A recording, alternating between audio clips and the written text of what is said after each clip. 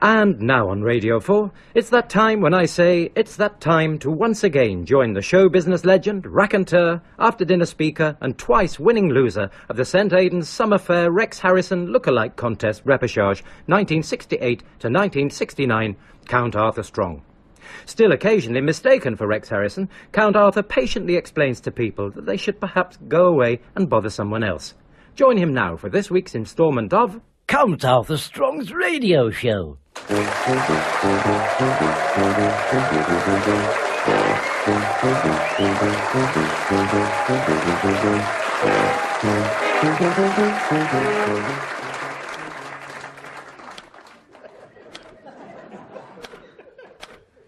Right, as full stop, question mark, and three exclamation marks, and there we are. Another chapter knocked off. Oh, it's flowing like wine gums, is this book. Let's have a read of it back, see how it comes off the paper. The Malteser Falcon by Count Arthur Strong. Chapter 4, A Girl Named Doris. Apart from her cruel mouth, she was the kind of dame that had all the curves in all the right places. Blonde, tall, with to die for, deep blue, get yourself up to bed now eyes.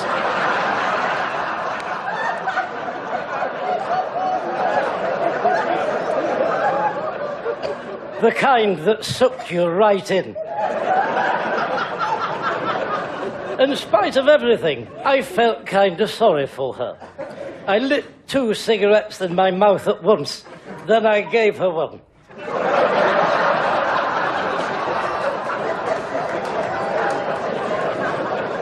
Silently, she took it and had a puff. Inhaling deeply. So tell me what you know about Moose Murphy, I uttered.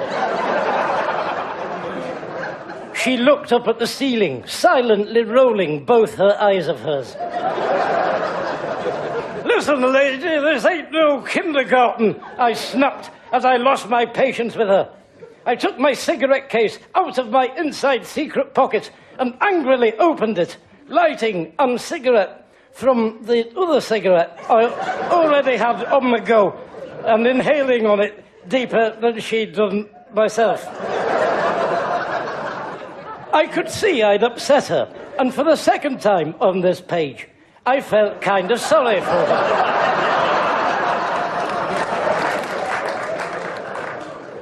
Without speaking, I crossed to the filing cabinet. I slid open the drawer and pulled out a bottle of a white horse. I poured 2 glasses out and drank them both. It had been a long night. I inhaled very deeply on my 1 or 2 cigarettes I'd lit, momentarily losing count. Then I sat down on the chair, but not the way you'd normally do. I sat on it backwards, like they do in the films. I poured another glass and pushed it toward her. She took it and drank from it hungrily. Do you know, I don't think I've ever been as happy before, for a long time, sitting on that chair backwards, blowing out our smoke at each other and drinking our white horses. But I knew somewhere deep down inside, call it a hump if you like, I just knew that that door would open and someone would let the outside in. Suddenly, and with no way I could have known that, the door opened, just like I'd prophesied. And from the outside, a head poked its head round the corner. Better come quick, Chief, the poked head said. We've had another unanimous telephone call. How do you know it was another one if it was unanimous? I quit. I turned to Doris. Stay just where you are, Doris, I uttered. Then I turned to the man whose head it was and said, I want to know if she as much as breathes any air in or out. And before I knew it, Oh, for crying out loud, what idiot is ringing that now? I was just getting to a good bit then. All right, give me a moment, for goodness sake.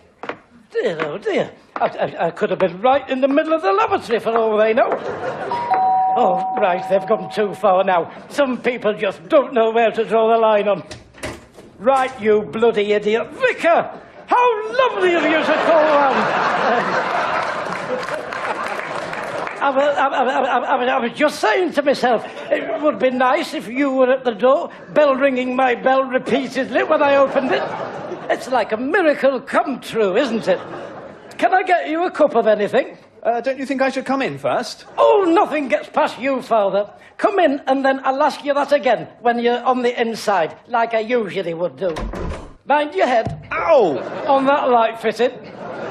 Oh, dear. You all right? Yes, I think so. Little accidents like that are nobody's fault, are they? I suppose it's what you'd call an act of God, isn't it? Like an earthquake or a church fete, eh? Yes. Now, about the arrangements for this evening. Arrangements? Yes, do you need any help with anything? Well, I was just going to watch Deal or No Deal or not. Then pop down the shoulder of mutton. If you really wanted to help me out, my upstairs windows could do with a wash. No, I mean about the fundraiser this evening to raise money for the repairs to the Scouts hut. You're organising entertainment, aren't you? Oh, that bloody thing. That's tonight, is it? Oh, yes, don't worry about that. Oh, that's been sorted out weeks ago. I'm right on top of me. It's right on top of me. On top of it. I am on top of it. It's underneath me. Yeah. Oh, yes. I've got quite a line-up for that lined up. Oh, anyone I would know? I'd rather keep it underneath some hats for the moment, Vicar. You know, security might become an issue. Well, there should be a good turnout, so if you can think of anything... Oh, no, you're all right there, Vicar, thank you. I can't see me thinking of anything. I'll let you get on, then. You must have many things to do. Oh, yes, I've got plenty to do, all right. Don't worry about me. I'll show you the door, then. There it is. Right at the far end of the hall.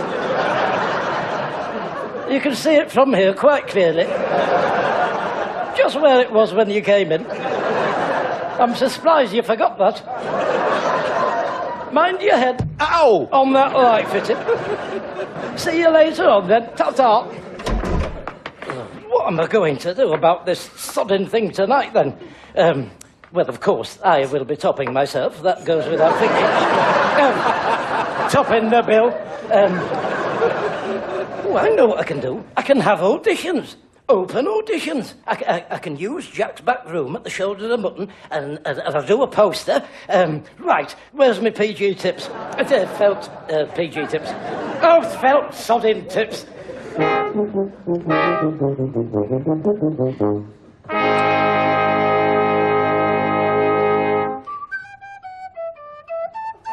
Right, so I'll put my poster up at Jelly's and have a bit of breakfast, and then I'll get across to see Jack at the Shoulder and get him to... Oh, where's that racket coming from? It's like having tetanus in your ear. If you'd like to make a donation, I could do a request for you. I'll tell you what, I'll give you a shilling if you snap the bloody thing in half. There's only one thing I can't stand. People blowing whistles up, and two, that fat one that used to do deputy dog all the sodding time at Little and Larger. What was he called? Largest, that's it. Yep. Yeah, I used to like them. Well, I'll tell you what, why don't you go and find out where they live and go and serenade them? You get on like a house on fire on ice. Anyway, I can't stand around here chin wiggling all day. Give my regards to Little and the fat one. So, because the vicar left it to the last minute before he reminded me I'd forgot I said I would do it, I find myself in this unenviable position, Jack, and I will need to use your back room at very short notice, I'm afraid, through no fault of my own. Well, it's a bit of a state in there, Arthur. I'm using it to store stock at the moment. Oh, that's all right. I just need a bit of space in there so I can have a squint at some wallabies. Bumblebees. Oh, wannabes, as they call them these days. Well, if you don't mind the mess. Oh, no, you know me, Jack. I'm not one of those that has to have everything just so and so and so. No, you can just move it all to one side for me. Oh, and I'll need a table and chair in there as well. And a couple of spotlights, just like on the X Factory. And I don't know what they have on the table to drink on that, but it looks like something decent, so I'll need a nice drop of something to drink as well. Right, Sally. What? Would you mind keeping an eye on the bar for me? I've just got to nip in the back and move some boxes. You can get yourself a drink on me. Oh, all right then. Blimey, you land on your feet, don't you? What? It's thanks to me you're having that drink, you know. Oh, thank you. You going to get me one back, then? Suppose so. Thank you very much. I'll have a pint of bitter. Very civilian of you. Are you busy? Well, I'm just coming up to finishing my defective novel. I didn't know you were a writer. That's because I write under Sudafed. Because I don't want all that happened to her, J.R. Hartley, that did Harry Potter, to happen to me.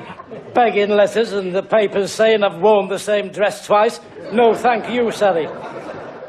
What are you doing in Jack's back room, then? Oh, that. I'm holding auditions for a show I'm impresarioing and topping the billing this evening to see if there's any talent out there I can give an opportunity to. I always wanted to be a singer, like Petula Clark. Hey, I'll tell you what, why don't you come for an audition when I'm all set up in there? I'm sure I can squeeze you in. You never know. You might become the next Marilyn Manson. Boo-boo-bidoo. No, I couldn't. Well, suit yourself. There's no skin on my nose. Here's your pint. First to date. Bottoms up. No offence. What's it for, anyway?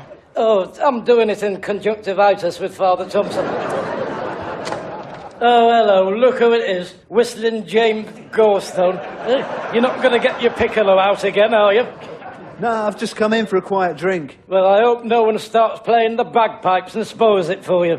Right, yeah. Can I have a pint of lager, please? Do you make much money blowing that thing, then? Don't worry, I'm not the tax man. I'm in the profession myself. I'm asking you in a professional cavity. Oh, you busk as well, then? Oh, very hilarious. You busk as well. I'm not a busker. I've straddled all mediums, I have. And I'm also a producer and impressionist. Who do you do impressions of? I don't do impressions. Well, you just said you were an impressionist. No, I didn't. You want your bloody ears stringing. I said I was an impresario. A lot of people would give the eye teeth to give both the right arms to be in one of my productions. Right, there's a bit of space in there now, Arthur. Oh, you've done it, have you, Jack? My auditions room. Thanks very much. You can just put me the other half in that, and then I'd better get back there before all the young hopefuls start arriving. Would you just tell them all to form a queue outside the door until they're called, Jack? Thank you so much. Lovely to talk to you, Mr. Gallbladder.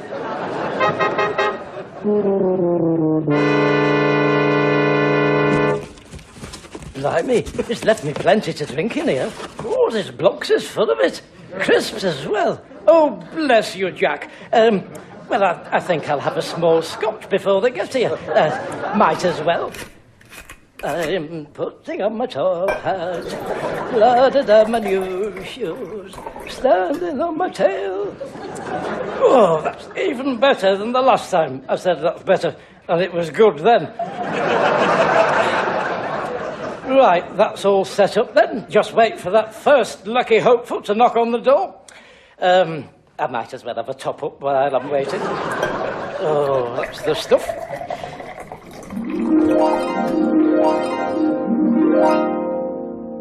Auntie Mary had a canary up there, my dogs. Come on, the little cow laughs to see such a sight, and the dish ran off with a spoon. Oh dear, oh dear, oh dear. Right then, just have a top-up of that. Oh, there's one. Come. Hello, Arthur. Oh, Sally, come in. Don't be shy. Come on. I've just got to... Can you stand on the X for me, please? Where is it? Where do you think it is? I said stand on it, didn't I? That should be a clue. Look on the floor. It's an X in brown insulating tape. There, right in front of you. Right in front of you, there. Where? There! You're literally standing on it. That's not an X. It is an X. Looks more like a number 7. It does not. It's an X, is that? I did it myself. Well, there must be a bit of it missing then. Oh, for crying out loud, what are you talking about? Well, I don't know what's happened to that. I definitely did an X. Why would I do a 7? People don't say 7 marks the spot, do they? It's stuck on your shoe. Who's put that there? You must have stood on it and it came off on your shoe. Well, something funny is going on there, because I have not stood on that. I shall take that electrical tape back to the pound shop and ask them what they think they're playing at, stuck in that. Anyway, just for now, stand on the 7. All right, can you manage that? Yes. Good. Now, what's your name? Whose? Mine? Yes, yours. You know it. I know it. Listen, for all intents and purposes today, think of me as though I was like Simon Callow of the X Factory. Who? Him that does the X-ray thing. Oh, just give me your name, will you? Sally. And tell me, Sally, do you think you can win the X-ray factory? No. No. No. You're supposed to say yes, you idiot. Otherwise, why have you turned up? I've come in for a box of pork scratchings for Jack. What was all that standing on the 7 all about then? Well, it was you that told me to stand on it. I didn't ask to. Oh, get your bloody pork swordings and push off. You're getting under my nerves now. No wonder Simon Cadell is rude to them all on it. This is typical of what goes on. You couldn't make it up. Who is it? I overheard you saying you were doing auditions at the bar. Oh, did you? Well, you want to be careful, eavesdripping. Well, are you auditioning or what? Oh, no. It's me that asks you the questions. Don't you watch the telly? I'm homeless. I would have still thought you'd have the common sense to stand outside Curry's and see what's on. I do. You're not very resourceful, are you? Now, would you stand on the 7 for me? 7? Oh, don't start that up again. I've had enough of that with Dozy Sally. For one day only, X is a 7, all right?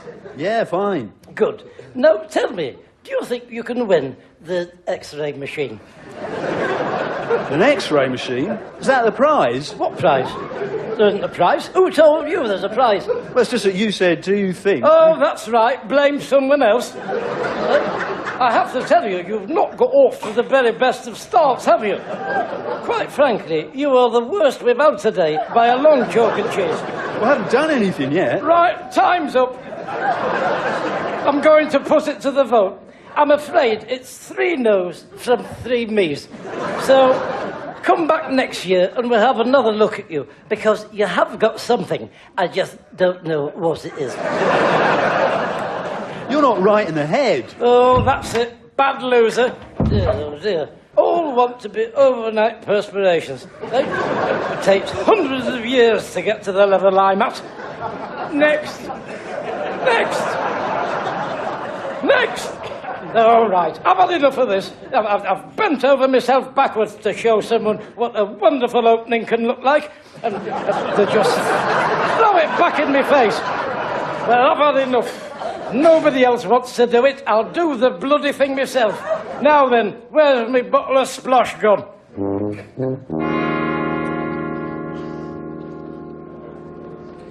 There don't seem to be many other acts here. Where are they all? Don't you worry about that, Geoffrey. You just concentrate on your area of expertise, counting the chairs.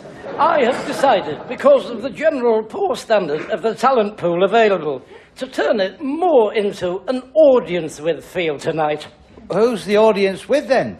Me, of course. What do you think? Oh. Now listen, when you've done the lights, stick this music on. I'm doing a pop song. And tell the vicar he's got to announce me as well. Here's what he's got to say, written on that beer mat. All right? I shall be doing my vocal warm-up tongue twisters here in the wings. Red leather, lorry yellow. Red rother, rally yellow. Red ladder, Larry, hello. Pleated piper, plucked a pleasant porter. Still got it. Word perfect.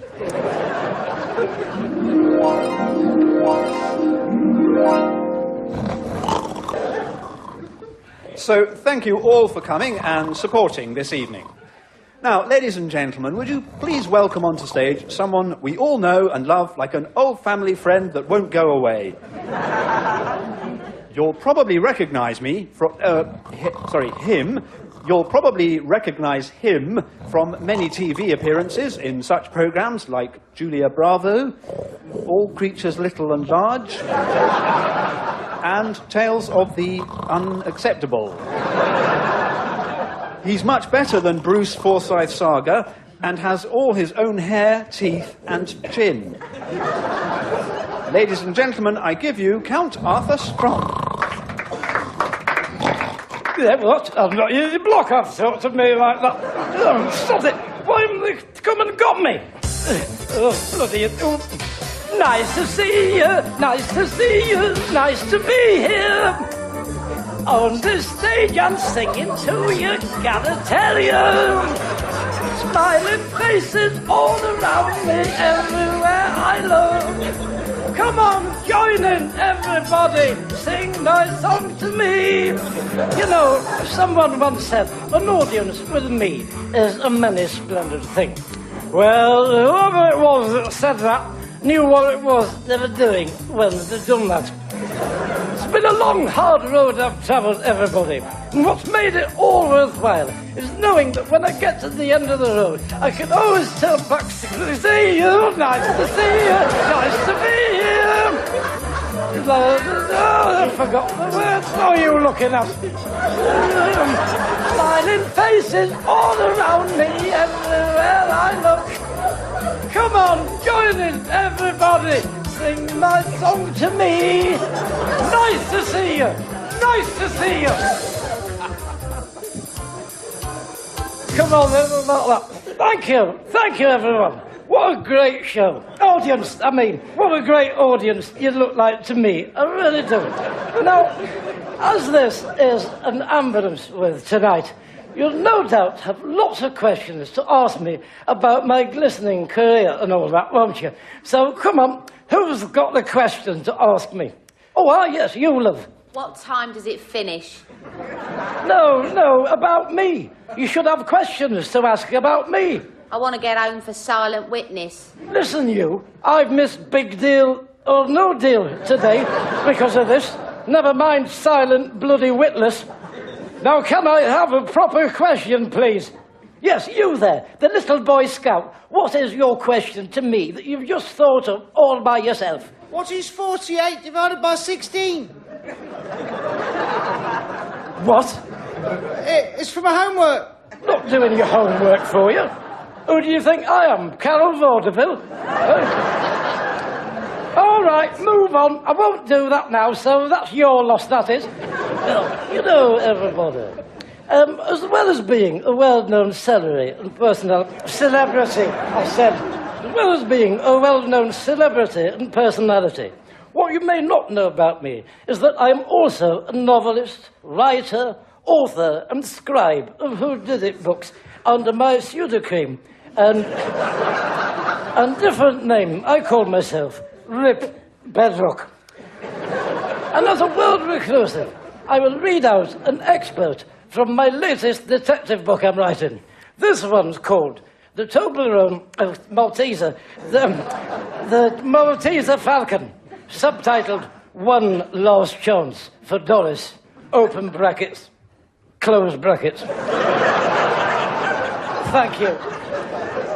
The Malteser's Falcon, Chapter 3, by Count Arthur, by Rip Bedroom. When I rounded the corner, I saw the four of them waiting for me. Smelly Joe, Dip the Stick, John the Watch, Jones the Post, and Moose Murphy himself. We nodded our heads at each other. I took out my packet of cigarettes out, lit 5 in my mouth at once, and gave each of them one each between them. Then I lit another 5 for myself. Moose looked up at me and said, You know, you ought to quit. I said, yes, but what you forgot, Moose, is that when this book is set, they didn't know smoking was bad for you.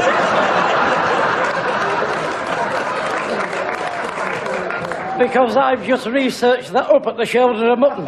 So, come back in another 20 years. Just then, the door opened, and we all looked to see what it was. It was the door opening. And through it came Doris. Ah, Doris. She walked over, swinging her hips of hers, like women do when they're walking, doing that. We all lit a cigarette for her and waited breathless. She surveyed the scene for what seemed an infirmary before she elected to choose mine. Moose glowered at me. Can I get you a cocktail? I uttered to her. I have something long and cool, she retorted. Just like you, I retorted myself. Nice retorting, added Moose Murphy. Enviously. There's plenty more where that came from, I retorted again. Moose didn't take the bait this time. He knew I was the better retorter than him. And he could only ever come a poor second at retorting when I was in the room. This is rubbish. Who said that? Just a minute, where are you going? Sit down, I've not finished. I'm not risking missing silent witness for this. It's dreadful. Yes, well, you wouldn't know a good book if you'd read one in the face, would you, eh? Go on then, push off. Spoiling it for everyone, I retorted. Every time it gets to a good bit, somebody bloody interrupts me, I uttered. Oh, I've had enough of this, I snapped, finally reaching the boiling point. I'm going to go home and finish my book in peace. Get out of my way, I shouted, as the vicar walked towards me. I think I might pop in the shoulder for one. On the way, I mused. And with that, I lit 10 cigars. And without a backward glance, strode out of the function room and into the night.